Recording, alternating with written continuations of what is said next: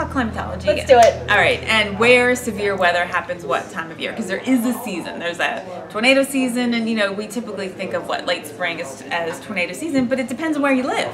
Oh yeah, so there's this really interesting pattern to severe weather that you can look at month by month and kind of track it almost like you're climbing stairs, if you will, from south to north. So where does it typically start, Jen? So we start usually in February into the southeast, and especially in Florida, and maybe the Florida Panhandle, southern Alabama, Mississippi. It has to do with where the jet stream is most active, and where we happen to have air that is warm enough and humid enough to allow these thunderstorms to form. And those are the areas near the Gulf of Mexico. Right. So in February we see a lot of the bullseye of tornado climatology, like you said, Louisiana, Mississippi, all of that. Now, as springtime comes, what happens to that area? So by late March, we're going back to the plains, the classic tornado alley. March into April, that's when you're looking for severe weather, and potentially tornadoes, hail producing thunderstorms, and thunderstorms with damaging winds, all in that sort of typical classic area. Yes, so the central plains really get in on the the most active time of the year in terms of severe.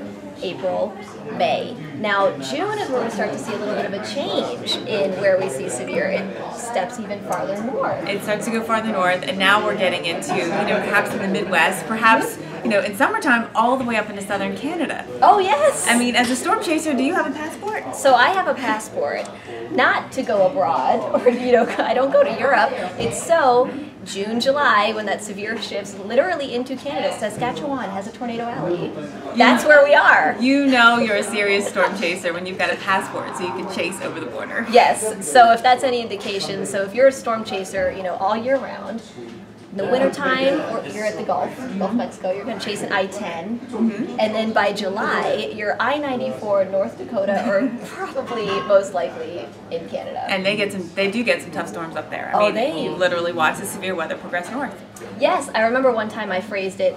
I was teaching a meteorology class, and they asked, a student asked, "Where's the severe? Does Canada get a severe season?" I said, "Absolutely. The tornadoes don't stop at the border. Right. They don't need passports. Right.